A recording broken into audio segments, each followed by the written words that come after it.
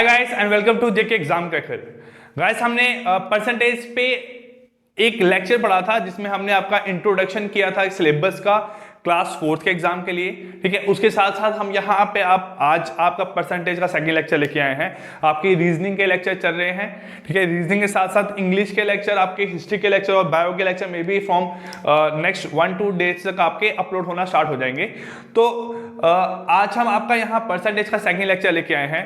So guys आज हम यहाँ जो परसेंटेज आपका सेकंड लेक्चर है इसमें टाइप्स ऑफ क्वेश्चन देखेंगे कि एग्जाम में कैसे कैसे टाइप के क्वेश्चन आपको आने के चांसेस हैं, और जितने भी क्वेश्चंस हैं हम कोशिश करेंगे कि जो आपकी 15 से 20 टाइप बनती है परसेंटेज पे, हर टाइप का आपको क्वेश्चन देखेंगे और आपको इन क्वेश्चंस के थ्रू हर एक जो टाइप आने वाला है उनकी क्लैरिटी आपके एग्जाम में हो जाएगी। अपार्ट फ्रॉम कि आप लोग हर एक तरह का फॉर्मूला याद करो, फॉर्मूले से बेटर है कि क्वेश्चंस को यहाँ पे समझने की कोशिश करो। अगर क्वेश्चन को यहाँ पे समझ लोगे तो मैं साथ में उसका फॉर्मूला बता दूंगा कि जो बुक पे लिखा होता है वो क्यों लिखा होता है, कैसे लिखा होता है। ठीक है, चलिए गाइस फर्स्ट लेक्चर आपका यहाँ देखते हैं।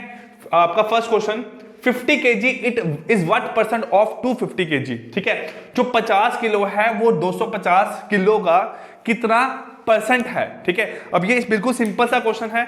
अब देखो, लेकिन मैं इस क्वेश्चन के थ्रू आपको क्या समझाने जा रहा हूं कि जो ये 50 kg है और जो ये आपका 250 kg है, अब अगर देखा जाए तो दोनों में यहां पे हेड कौन है, तो दोनों में हेड आपका ये है। क्यों? क्योंकि इसका ये कितना हिस्सा है आपको ये पूछा गया है। 50 kg is what percent of 250। तो इसका मतलब है कि जो मेन पार्ट है ना, जो आपका मेन पार्ट होता है उसको हमेशा हम डिनोमिनेटर में लेके चलते हैं। मतलब जिसके रिस्पेक्ट में हमने दूसरे पार्ट को फाइंड आउट करना होता है उसे हमेशा रिस्पेक्ट में, मतलब उसको आपका डिनोमिनेटर में लिया हुआ होता है। जैसे हम बात करें कि आपके पेरेंट्स रिजल्ट आने के बाद बोलते हैं कि तूने इस साल जो है जो मार्क्स स्कोर किए हैं वो ज्यादा स्कोर किए हैं। ठीक है, तेरा इस साल का रिजल्ट अच्छा आया है, तो उनका एक्चुअल में मतलब है कि पिछले साल के रिजल्ट से इस साल का रिजल्ट तेरा अच्छा आया है। तो मतलब उन्होंने डिनोमिनेटर में क्या लेके चल रहे हैं, वो पुराने साल का आपका रिजल्ट लेके चल रहे हैं। तो हमेशा आपको ये चीज पहले फाइंड आउट करना चाहिए कि आपका डिनोमिनेटर क्या आना है और आपका न्यूमिनेटर एक्चुअल में क्या आना है। तो देखो यहाँ पे क्या है, ये आपका 50 kg is what percent of 250 kg। तो 250 किलो का ये कितना हिस्सा है, तो आप यहां बोलोगे जो 50 है अपॉन 250 इंटू 100, आगे आप लगाओगे यहां पे परसेंटेज। यही करोगे आप यहां, तो ये कितना निकल के आया, आप अगर इसको फाइंड आउट करोगे तो आप बोलोगे ये 1 जा, ये कितना हुआ 5 जा, 1 जा 20 जा, तो कितना आंसर आपका निकल के आ रहा है 20%। कितना आपका यहां पे आंसर निकल के आ रहा है 20%। तो इससे आपको ये चीज क्लियर हो गया कि आपने हमेशा डिनोमिनेटर किसको लेके चलना है, जिसके रिस्पेक्ट में वैल्यू को फाइंड करने को बोला होगा उसको आपने हमेशा यहां पे डिनोमिनेटर में लेके चलना है। ठीक है, चलिए अब यहां टाइप 2 देखते हैं।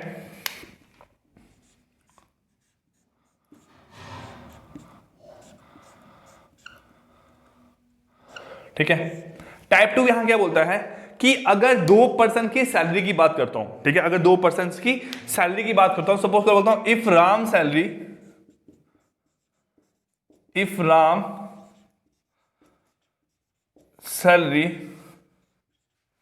Is 25%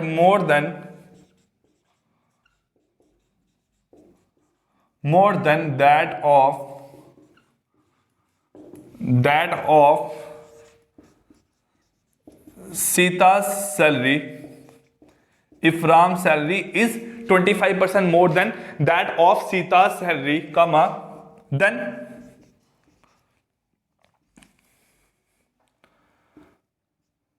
comma Sita salary is what percent less than Ram? Salary is what percent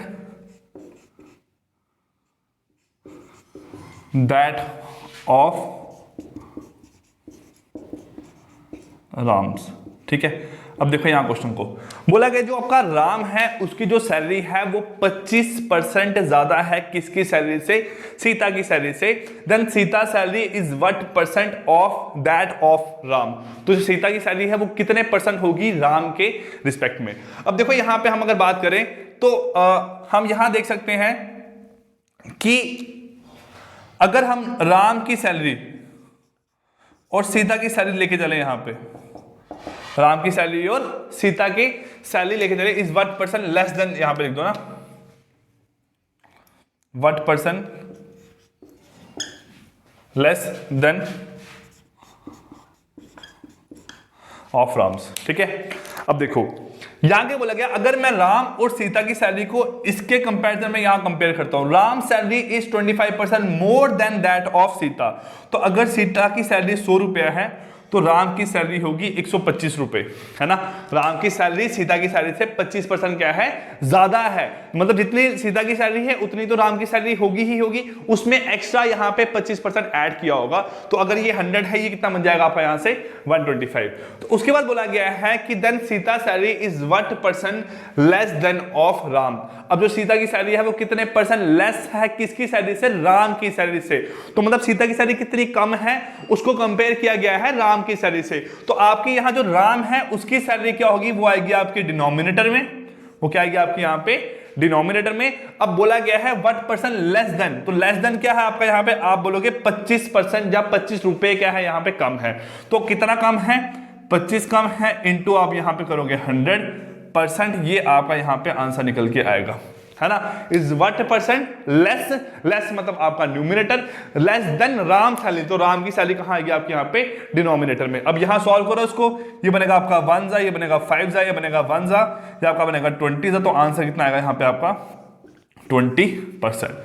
कितना आपका आंसर यहां पे निकल के आने वाला है 20%। तो इसका मतलब जो सीता की सैलरी है वो राम की सैलरी से 20% यहां पे क्या है, कम है, वो राम की सैलरी से 20% यहां पे क्या है, कम है। हम सिंपल सा यहां लेके चल सकते हैं, देखो अगर हम यहां पे भी इसको कंपेयर करें ना, तो बेटा ये आपके 5 पार्ट है, ये आपके 4 पार्ट है, ये आपके 5 पार्ट है, ये कितने पार्ट है आपके यहाँ पे 4 पार्ट है, तो ऑब्वियसली इसका एक पार्ट कम है, और 5 के कंपैरिजन में जो 20% है वो आपका एक ही पार्ट निकल के आता है। तो आप यहां से भी इसको फाइंड आउट कर सकते हो कि कितना कम है, यहाँ पे 20% कम है। ठीक है, ये आपका यहां पे हुआ टाइप नंबर 2। चलिए अब टाइप नंबर 3 देखते हैं यहां पे।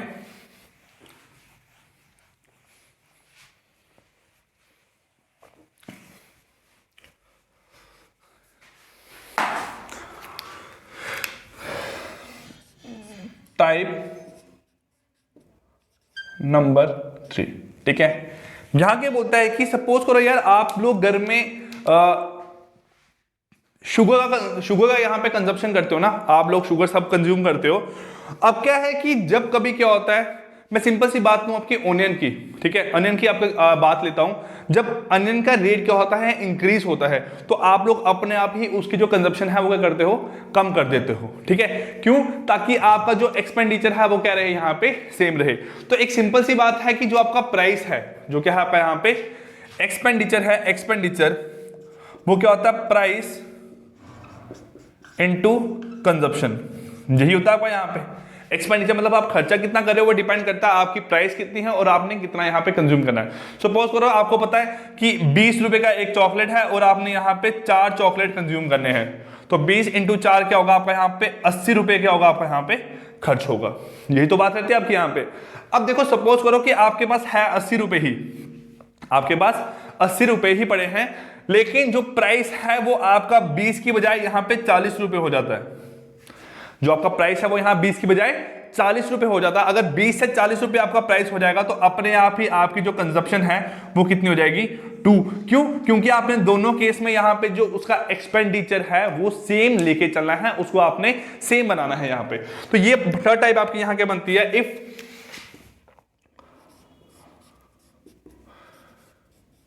If the price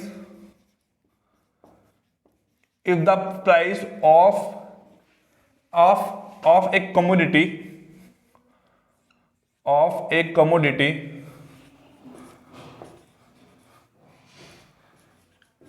is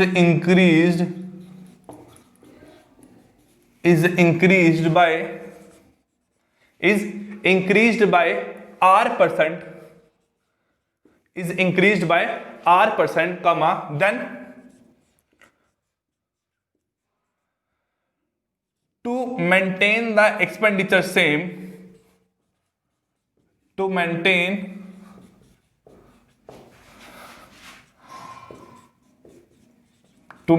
the expenditure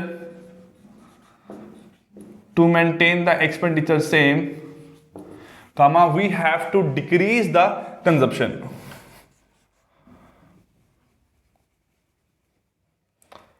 We have to decrease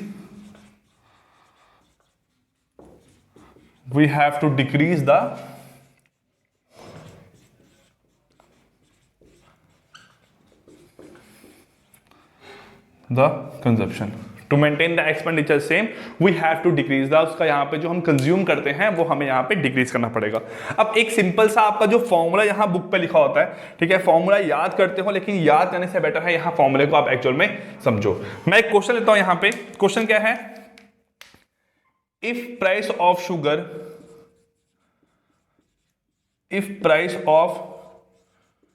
sugar is increased by 20%, comma, then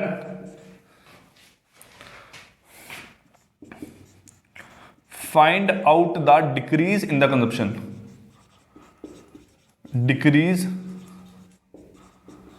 Find out the decrease in the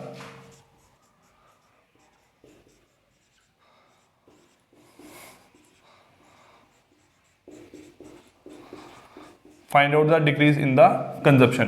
तो ऑब्वियसली बात है हमें यहाँ पे एक्सपेंडिचर सेम ही लेके चलना पड़ेगा ना. अब देखो यहाँ क्या बोला गया है, if the price of A sugar is increased by 20%. तो मतलब यहाँ पे दो तरह के आपके एक्सपेंडिचर हो सकते हैं. एक हो सकता है न्यू एक्सपेंडिचर, एक हो सकता है ओल्ड एक्सपेंडिचर. अगर मैं न्यू और ओल्ड एक्सपेंडिचर को यहाँ लेके चलूँ in terms of price and consumption, suppose करो ओल्ड टाइम पे उसकी प्राइस 10 रुपए थी और आपकी जो कंजप्शन थी वो भी कितनी थी यहाँ पे 10. लेकिन जो न्यू एक्सपेंडिचर है उसके रिस्पेक्ट में जो प्राइस है वो आपका 20% इंक्रीज हो गया. मतलब 10 से कितना हो जाएगा? आप बोलोगे 12 हो जाएगा. 20% इंक्रीज हो मतलब 10 से कितना हो गया? 12 हो गया. अब ए बढ़ गया तो कंजप्शन आपकी 10 रहेगी. तो इससे क्या होगा? आपका जो खर्चा है वो 120 रुपए और ये कितना है आपका 100 रुपए, है ना. लेकिन आपको दोनों केस में जो एक्सपेंडिचर है वो सेम ही बनाना है. तो सेम बनाने के लिए मुझे इसकी कंजप्शन को डिक्रीज करना पड़ेगा. तो आप देख रहे हो यहाँ पे 100 रुपीज है, यहाँ पे 120 रुपीज है. तो कितना रुपए यहाँ पे कम करना पड़ेगा? तो आप बोलोगे 20 रुपीज कम करना पड़ेगा. लेकिन 20 रुपीज किसके रिस्पेक्ट में कम होगा? वो इसके रिस्पेक्ट में यहाँ पे कम होने वाला है. तो 20/120 इंटू 100%, 20/120 इंटू 100%. ये आपका यहाँ पे निकल के आएगा आंसर. तो आंसर निकालो, 1 जा 6 जा, तो आपका बनेगा यहाँ पे 100/6%. अब 100/6% कितना निकल के आता है? 100/6 को अगर आप सॉल्व करते हो तो ये बनेगा 50/3. कितना बनेगा? 50/3. तो 50/3 को अगर आप फिर से सॉल्व करोगे ये आपका बन के आएगा 16/2/3%. कितना बन के आएगा? 16/2/3%. अब बुक पे क्या लिखा होता है? बुक पे लिखा होता है इसके रिस्पेक्ट में formula R/100 plus R/100 plus R into 100%. तो अब आप मुझे बताओ कि फॉर्मूला याद रखना आसान है जहां फिर जो करने का तरीका है वो आसान है ना. अब आपको ये तरीका समझ आ गया तो आपको फॉर्मूला भी यहां पे इजीली आप दिमाग में याद रख सकते हो. ये बात आपको समझ आई. अब इसके साथ साथ एक जो टाइप 4 होती है, मैं बता रहा हूं सिर्फ वहां पे आप अपने रिस्पेक्ट में जैसा भी आपने लिखना है आप कॉपी पे नोट कर लो. देखो टाइप 4 में क्या बोला होता है? If the price of A commodity is decreased bye R%. वो क्या होगा? यहाँ पे डिक्रीज होगी R% से. तो देखो अगर वो डिक्रीज होगा R% से तो उसका जो कंजप्शन है वो इंक्रीज करना पड़ेगा. वो कितना इंक्रीज यहाँ पे होगा? तो देखो यहाँ पे आप अब क्या है, अगर ये 10 इंटू 10 है, ये आपका बनता उसके रिस्पेक्ट में 8 और ये बनता आपका 10, है ना. अब ये 80 बन जाता. कितना बनता आपका यहाँ पे? 80, है ना. तो जब ये 80 बनता तो आपको इंक्रीज करना, कितना इंक्रीज करना? आप बोलते हैं 20. तो 20/80 के रिस्पेक्ट में इंटू 100%. ये सॉल्व करोगे तो आप बोलोगे 1 जा 4 जा, यहां बन के आएगा 25%. तो उसकी कंजप्शन कितनी इंक्रीज करनी है? 25%. उसका फॉर्मूला बुक्स पे क्या लिखा होता है? उसका फॉर्मूला लिखा होता है R/100 माइनस R इंटू 100%. ये क्या है? अगर जो कमोडिटी का जो आपको गिवन डाटा होगा वो डिक्रीज हो रहा होगा, वो उसका डिक्रीज हो रहा होगा। अगर वो डिक्रीज होगा तो ऑब्वियस सी बात है ये आपकी एक चीज जो होगी वो इंक्रीज होगी, है ना। अगर इंक्रीज चीज गिवन होगी, डिक्रीज वाली चीज निकालनी होगी तो आप फॉर्मूला लगाओगे पहला वाला। अगर आपको डिक्रीज चीज गिवन होगी और आपको इंक्रीज चीज निकालनी होगी तो फॉर्मूला लगाओगे यहाँ पे आप सेकंड वाला। आई होप आपको ये जो चार अभी तक हमने टाइप पढ़ ली है, ये चारों टाइप आपको दिमाग में क्लियर हो चुकी होगी, है ना। चलिए अब मूव करते हैं यहाँ पे टाइप नंबर 5 पे।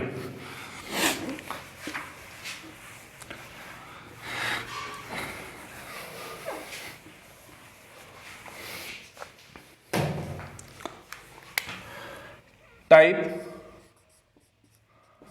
नंबर 5, देखिए यहां क्या बोला गया टाइप नंबर 5 में। ये बोलता है कि सपोज करो कोई एक स्क्वायर है आपके पास, ठीक है, जो मेरे को टाइप याद आ रही है मैं आपको करवाते जा रहा हूं। हाँ देखिए, सपोज करो कोई आपके पास एक स्क्वायर है। अगर स्क्वायर का आपको कोई भी साइड, जो एक ही साइड आपकी लाई करती है ना, सभी साइड आपकी सेम बराबर की होती है। अगर स्क्वायर की साइड की जो लेंथ है वो इंक्रीज होती है कुछ परसेंट के रिस्पेक्ट में, आपको in the form of value नहीं गिवन होगी, वैल्यू गिवन है तो आप सिंपली निकाल सकते हो। अगर आपको in the form of percentage given होगी तो बोलता हूं यहां पे if side of square is increase by 20%, if side of square is increased by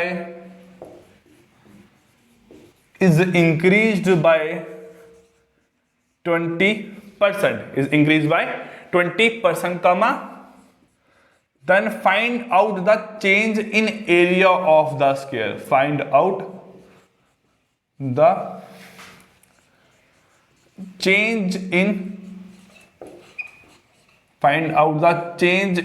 area of the square, find out the change in area of the square। तो बताओ यहां पे जो एरिया है उसके जो स्क्वायर का जो एरिया है उसमें यहां पे चेंज कितना है। तो ऑब्वियस सी बात है, अगर आपका जो स्क्वायर है वो आपका इतना, सपोज करो आपका ये स्क्वायर लाई कर रहे हैं, है ना। अब इसने बोला इसकी जो साइड है वो आपकी 20% इंक्रीज हो गई, तो मतलब जो आपका न्यू स्क्वायर है वो आपका ये निकल के आया है। साइड आपकी इंक्रीज हुई मतलब सारी साइड आपकी इंक्रीज हुई होंगी, तो आपका न्यू स्क्वायर यहाँ पे ये निकल के आ रहा है। आप बोलोगे ये क्या है, ये आपकी ओल्ड साइड है, ये आपकी न्यू साइड है। मैंने स्क्वायर नहीं, मैंने यहाँ पे साइड बोला, ये ओल्ड साइड और ये क्या है आपके यहाँ पे न्यू साइड। अब देखो यहाँ पे क्या है, अगर side of A square is increase by 20%, तो 20% का बेटा मतलब बनता है 20/100। 20% का मतलब बनता है यहाँ पे 20/100। तो 20 अगर आप यहाँ पे 100 करोगे तो ये आपका बन के आएगा 1/5। कितना बन के आएगा? 1/5। तो देखो यहाँ पे क्या है, अब ये बोलता है कि आपका 20% बढ़ गया है, 20% बढ़ गया है। तो अगर आप मान के चलो ये क्या है आपका, ये आपका ओल्ड साइड है, ये आपका ओल्ड साइड है। अब अगर ओल्ड साइड आपकी 100 है तो 100 में 20 बढ़ जाएगा, हम 120 बोलेंगे ना। 100 में 20 बढ़ जाएगा, हम 120 बोलेंगे। तो लेकिन 100 में बड़ा कितना है आप बोलोगे 20, तो ये क्या आएगा, ये आएगा इंक्रीज कितना हुआ है। ये क्या आएगा यहाँ पे, इंक्रीज कितना हुआ है। तो ऑब्वियस सी बात है, अगर आपकी ओल्ड साइड 5 की है, इंक्रीज आपका 1 का हुआ, तो न्यू साइड बन जाएगी यहाँ पे 6 की। तो आप ओल्ड साइड को यहाँ पे 5 मान के चलो और न्यू साइड को यहाँ पे आप 6 मान के चलो। ओल्ड साइड अगर 5 है तो न्यू साइड यहाँ पे कितनी बन जाएगी आपकी 6 की। ये बन गया आपका यहाँ पे। अब देखो यहाँ पे क्या है, find out the change in area of the square. अब यहाँ पे स्क्वायर के एरिया में चेंज कितना आया है। तो ऑब्वियस सी बात है, अगर मैं बात करूं यहाँ पे ओल्ड एरिया, तो ओल्ड एरिया है 5 × 5, क्योंकि होता क्या है, स्क्वायर के एरिया का फॉर्मूला साइड का square which is equal to 25। अब अगर बात करें यहाँ पे न्यू एरिया फाइंड आउट करने की, तो न्यू एरिया यहाँ निकल के आएगा 6 × 6 which is equal to side का स्क्वायर। तो साइड का स्क्वायर कितना आएगा 36। तो आपका ओल्ड एरिया और न्यू एरिया यहाँ पे फाइंड आउट हो गया। अब आपने निकालना है यहाँ पे चेंज इन एरिया कितना आया है। तो अगर आप यहाँ पे change in area find out करोगे तो आपका 11 का चेंज आया है, और किसके रिस्पेक्ट में देखते हैं, मैं पहले ही बता चुका हूं, हमेशा पुरानी चीज के रिस्पेक्ट में देखते हैं। तो अगर एरिया में चेंज 11 आया है तो पुरानी चीज आपकी यहाँ पे 25 है, इंटू आप यहाँ पे 100 करोगे तो आपका निकल के आएगा परसेंटेज में आंसर। निकालो यहाँ पे 1 जा 4 जा, आंसर कितना है आपका यहाँ पे 44%। तो इसका मतलब जो आपका एरिया में चेंज आया है वो 44% का यहाँ पे चेंज निकल के आया है। कब? जब आपका यहाँ पे क्या हुआ, side of square increase by 20% हो गया। लेकिन अगर यहां पे side of square is decreased bye 20% होता तो फिर आप कैसे यहां पे निकालते? देखो, if side of square is decreased bye 20%, मैं क्वेश्चन यहां पे चेंज कर रहा हूं, इसको आप 6 टाइप लेके चल लेना, ठीक है। Side of square is decrease by 20%। अगर डिक्रीज होती तो बेटा यहां पे जो आपका न्यू है, जो आपका यहां पे न्यू है वो क्या निकलता, वो आपका ये वाला स्क्वायर बन जाता। यही बोलोगे ना आप यहाँ पे, ये क्या बनता आपका यहाँ पे, ये आपका न्यू स्क्वायर का साइड निकल के आती। अब क्या है देखो, अगर डिक्रीज्ड बाय 20% हुआ तो 20% का मतलब है 20/100, है ना, 20/100। 20% का मतलब क्या आपका यहाँ पे 20/100, तो 20/100 का मतलब है 1/5, कितना है 1/5। अब यहां पे क्या है देखो 1/5 आपका निकल के आया, तो 5 तो हमेशा क्या रहने वाला, डिनोमिनेटर का मतलब है जो उसकी रियल वैल्यू है, जो उसकी यहां पे रियल वैल्यू है। तो 5 यहां पे क्या है उसका ओरिजिनल साइड, क्या बोलोगे आप यहां पे ओरिजिनल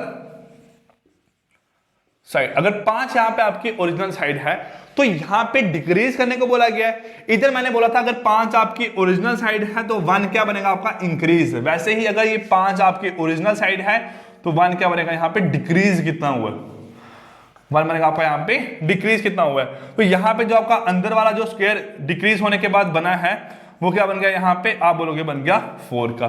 कितने का बन गया स्क्वायर आपका यहाँ पे 4 का।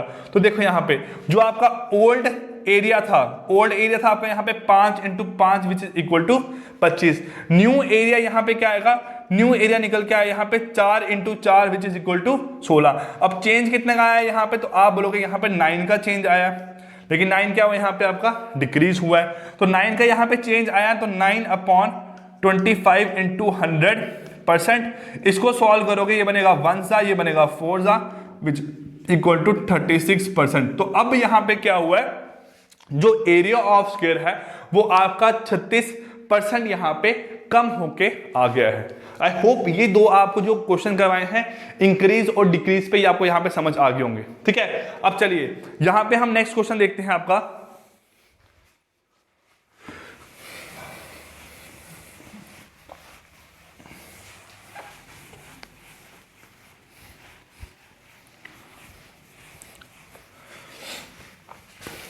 ठीक है, अब आती है यहां पे आपकी type number 7।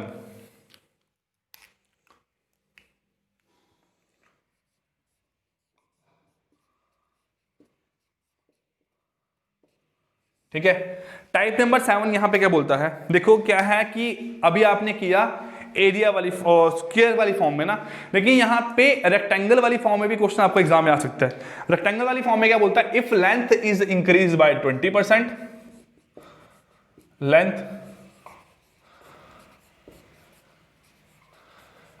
increases by 20% and breadth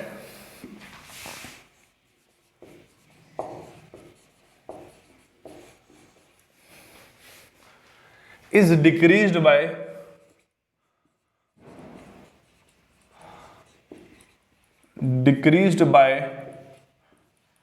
37.1/2%, decrease by 37.1/2%. Then find out the change in area. Then find out the change in area of, ठीक है, find out the change in area of rectangle. क्योंकि देखो दोनों आपकी अलग अलग है ना, लेंथ अलग से और ब्रेड्थ आपके अलग से गिवन है, तो मतलब क्या बनेगा आपकी फिगर यहाँ पे रेक्टेंगल। अब देखो सपोज करो ये क्या है आपका यहाँ पे रेक्टेंगल है, ये क्या आपका यहाँ पे कोई एक आपकी रेक्टेंगुलर फिगर है, रेक्टेंगल शेप में बनाता हूँ। वरना कमेंट आते रहेंगे कि सर स्क्वायर बनाया हुआ आपने, है ना। अगर क्या है रेक्टेंगल है तो बोला गया लेंथ आपकी बढ़ती है और ब्रेड्थ आपकी यहाँ पे घट जाती है। तो देखो यहाँ पे क्या है, लेंथ के बढ़ने में और ब्रेड्थ के घटने में चेंज तो आपका एरिया का ही निकल के आएगा ना। देखो यहाँ अगर मैं बात करूं लेंथ, तो अगर लेंथ की बात करूं, लेंथ आपका 20% क्या हुआ है, इंक्रीमेंट हुआ है। 20% क्या हुआ है यहाँ पे, इंक्रीमेंट हुआ है। तो इंक्रीमेंट का मतलब है यहाँ पे 1/5 होगा, 1/5। तो 5 अगर उसकी पुरानी लेंथ थी तो न्यू लेंथ निकल के आएगी 5 + 1 विच इज इक्वल टू 6। तो यहां मैं बोलता हूं अगर आपकी ओल्ड लेंथ कितनी है 5, तो न्यू लेंथ कितनी बनेगी यहाँ पे आपकी 6। ये बात आप सबके दिमाग में पहले क्लियर होनी चाहिए कि आपका इंक्रीमेंट हुआ है कि डिक्रीमेंट हुआ, कितना इंक्रीमेंट हुआ है और क्यों हुआ है। अगर 5 क्या है यहाँ पे ओरिजिनल लेंथ, तो 1 बढ़ के कितनी होगी आपकी यहाँ पे 6, वो क्या बन गया आपकी यहाँ पे न्यू लेंथ। आप इसको ऐसे भी लिख सकते हो कि जो न्यू लेंथ है ना, ये ओल्ड लेंथ है, तो न्यू लेंथ यहां निकल के आई है 120, ठीक है। न्यू लेंथ क्या बन गई आपकी, पुरानी लेंथ में 20% इंक्रीमेंट हुआ, पुरानी लेंथ आपकी 100 थी तो बढ़ के 20% बन गया आपका 120, ये बन जाएगा आपका 6/5। इससे आप लिखोगे, यहां लिख लोगे ओल्ड लेंथ, इससे आप लिख लोगे यहाँ पे न्यू लेंथ कितनी आई है 6। तो मैंने यही तो आपका यहाँ पे एक्चुअल में लिखा हुआ है ना। अब देखो यहाँ क्या बोला गया है, बोला गया है ब्रेड्थ में क्या हुआ है, ब्रेड्थ में डिक्रीमेंट हुआ है। तो बोलूंगा यहाँ पे आपका जो ब्रेड्थ है 37 1/2%। अब 37 1/2% अगर मैं सॉल्व करता हूं, मुझे डायरेक्टली पता है ये आपका 3/8 है। कितना है 3/8। कैसे देखो, सॉल्व करो, 37 × 2 75, 75 + 1 सॉरी 74, 74 + 1 होगा 75, 75/200 है ना। सॉल्व करो यहाँ पे 25 3 जा 25 8 जा विच इज इक्वल टू बनेगा 3/8। अब मुझे स्टार्टिंग में कैसे पता था ये आपका 3/8 है, तो पुराने लेक्चर को याद करो, 12.5% क्या होता है 1/8। कितना होता है 1/8। अब 12.5% अगर 1/8 है तो 25% 2/8 होगा, 37.5% कितना होगा 3/8। तो आपका यहाँ पे 3/8 निकल के आया। तो 8 यहाँ पे क्या है, आप बोलोगे 8 है यहाँ पे ओल्ड ब्रेड्थ, वो कितनी है यहाँ पे आपकी 8 कितनी यहाँ पे आपकी ओल्ड ब्रेड्थ। लेकिन उसमें 3 का क्या हुआ है यहाँ पे डिक्रीमेंट, यहाँ पे 1 आपका ऐड हुआ था ना, यहाँ पे 3 क्या हुआ आपका डिक्रीमेंट, क्योंकि बोला गया है ब्रेड्थ इज डिक्रीज बाय 37 1/2%। तो इसका मतलब यहाँ पे जो आपकी न्यू ब्रेड्थ है वो कितनी निकल के आएगी, 8 में से 3 निकाले वो बन के आ गया आपकी यहाँ पे 5। कितने आगे बन के यहाँ पे आपकी 5। तो एरिया फाइंड करो, ये आपका एरिया यहाँ बन जाएगा 40 और ये आपका बन जाएगा यहाँ पे 30। ये बन गया एरिया आपका यहाँ पे 40, तो ये एरिया बन गया यहाँ पे 30। तो ऑब्वियस सी बात है यहाँ पे एरिया में क्या हो रहा है डिक्रीमेंट, तो मतलब ये आपका न्यू यहाँ पे रेक्टेंगल बन के आएगा कुछ इस फॉर्म में, है ना। ये आपका यहाँ पे न्यू रेक्टेंगल बन के आएगा इस फॉर्म में। अब क्या हुआ यहाँ पे डिक्रीमेंट, कितना डिक्रीमेंट हुआ आप बोलोगे यहाँ पे 10 का, तो 10 अपॉन किससे कंपेयर करेंगे ओरिजिनल से, इनटू बनेगा यहाँ पे 100। सॉल्व करो 1 जा 4 जा 1 जा 25 जा, तो 25% यहाँ पे एरिया में क्या हुआ है आपका डिक्रीमेंट। 25% आपका यहाँ पे एरिया में क्या हुआ है decrement. Clear guys. So guys ये था आपकी यहाँ पे सेकंड क्लास परसेंटेज पे, ज्यादा टाइप नहीं करेंगे, ये जो 7 टाइप है इन्हीं पे बेस आप क्वेश्चंस करो, ठीक है। और गाइस अभी तक जो हमारे फुल कोर्स पे रजिस्टर नहीं है तो गाइस प्लीज कोर्स पे रजिस्टर करो, क्योंकि आपके एग्जाम जो है 3 से 4 मंथ में, 3 से 4 वीक में आपके एग्जाम हो जाएंगे। मे बी 15 से 20 ऑफ दिसंबर के बीच की आपकी कभी भी एग्जाम डेट आ सकती है। तो don't waste your time, proper तरीके से अपनी स्टडीज को टाइम दो, आराम से बैठ के पढ़ो, क्योंकि एग्जाम एक ही बचा है और जो लोग 12th बेस के एग्जाम की तैयारी करते हैं उनके लिए लास्ट चांस है, क्योंकि मे बी इसके बाद कोई एग्जाम ऐसा ना निकले जिसमें सिर्फ 12th के ही बच्चे आपके एलिजिबल रह सके। वैसे अभी शायद आपका जो एलिजिबिलिटी क्राइटेरिया है वो आपका चेंज हो चुका है, लेकिन बच्चों ने फॉर्म फिल नहीं किए हैं जो लोग ग्रेजुएट हो चुके थे ना। कुछ लोगों ने फिल किया है लेकिन कुछ लोगों ने फिल नहीं किया और अभी तक एक्टिवेशन लिंक आपका ओपन नहीं हुआ है। सो इट्स बेटर कि आप तैयारी करो सही तरीके से, लिंक आपका कभी ओपन हो सकता है, हमें इस चीज की छोटी नहीं है ना। तो आप बेटर तरीके से तैयारी करो, डोंट वेस्ट योर टाइम, यहाँ वहां बुक्स वगैरह से पढ़ने में अपना टाइम वेस्ट मत करो। जो पैसा आपने बुक्स वगैरह पे खर्च करना है उससे बेटर है आप कोर्स पर रजिस्टर करो, आपको वीडियोस मिल जाएंगी प्रॉपर तरीके से, आपको PDF फाइल्स मिल जाएंगी, प्लस आप मॉक टेस्ट पर रजिस्टर कर सकते हो। तो इसके अलावा अगर आप ये 1000-1200 रुपए खर्च करके एग्जाम क्रैक होता है तो आपको वहां पे प्रॉपर तरीके से अपना पैसा यूटिलाइज करना चाहिए। क्लियर। 5-7 दिन का खर्चा वाला छोड़ दो, अपना मत करो कहीं पे 1-2, अगर एक साल में अगर एक पैंट भी नहीं लेते हो ना, एक जींस की पैंट भी अगर परचेज नहीं करते हो तो उस पैंट के बदले आपकी सिलेक्शन हो जाएगी, आपकी जॉब लग जाएगी। So it's better to give your study a proper path और उसी पाथ को प्रॉपर तरीके से फॉलो करते रहो, ठीक है। और जिसे कहीं भी कहीं पे दिक्कत आती है किसी चीज की, कोर्स परचेज करने में दिक्कत आ रही है कि हमें नहीं पता लग रहा है मॉक टेस्ट पे रजिस्टर कैसे करना है, सो आप मुझे कंटेक्ट कर सकते हो बाय गिवन नंबर, ठीक है। सो गाइस मिलते हैं नेक्स्ट क्लास में, तब तक के लिए take care, good bye, thank you.